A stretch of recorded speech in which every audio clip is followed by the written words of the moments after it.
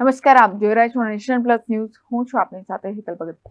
ગાંધીનગરમાં જૂના સચિવાલય પાછળ નાણાંની લેતી દેતીમાં મારામારી થયા બાદ શનિવારે રાત્રે મહાત્મા મંદિર ખાતે કથિત ડ્રિંક એન્ડ ડ્રાઈવની ઘટના સામે આવતા એલસીબી અને એસઓજીની ટીમ એક્શન મોડમાં આવી છે. એલસીબી અને એસઓજીની ટીમો દ્વારા નોનવેજ અને ઈંડાની લારીઓ પર સરપ્રાઇઝ ચેકિંગ હાથ ધરવામાં આવ્યું હતું.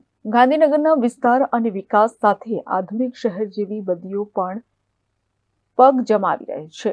જાહેરમાં દારૂના નશામાં મસ્ત બનીને ઝૂમતા લોકો અનેક વિસ્તારમાં જોવા મળે છે. દારૂબંધીના નિયમ ઉપરાંત પોલીસની આબરૂના લીરે લીરા ઉડાડતી આ પ્રકારની ઘટનાઓ ડામવા પોલીસ દ્વારા કવાયત શરૂ કરવામાં આવી છે. સામાન્ય રીતે દારૂ પીધા પછી રાત્રે ઈંડા અને નોનવેજની લારીઓ પણ નશેબાજનો જમાવડો રહેતો હોય છે. પરંતુ તાજેતરમાં જૂના સચિવાલય ખાતે ખાવા બાબતે છૂટા હાથની મારામારી થઈ હતી. ગાંધીનગરના sector 5, sector 6, sector 21, sector 17, sector 10, sector 24, sector 30 ST ડેપોની પાછળ જૂના સચિવાલય નજીક સહિત અનેક વિસ્તારોમાં નોનવેજની હાટડીઓ જાહેર માર્ગો પર ધમધમી રહી છે.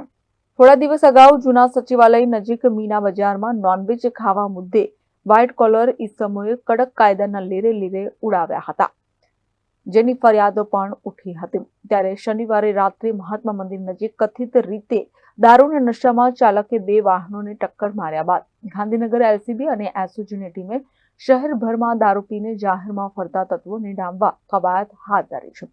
શહેરના સેક્ટર 7 અને સેક્ટર 21 પોલીસ મથકના વિસ્તારમાં આવેલી નોનવેજ ઈંડાની લારી અને હાટડી પર સરપ્રાઇઝ કોમ્બિંગ હાથ ધરવામાં આવ્યું હતું.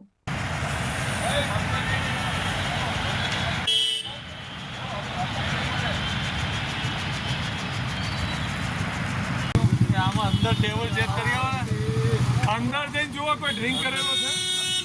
જતો ભાઈ એનસી અંદર જતો એ રિક્ષા લઈ લે લે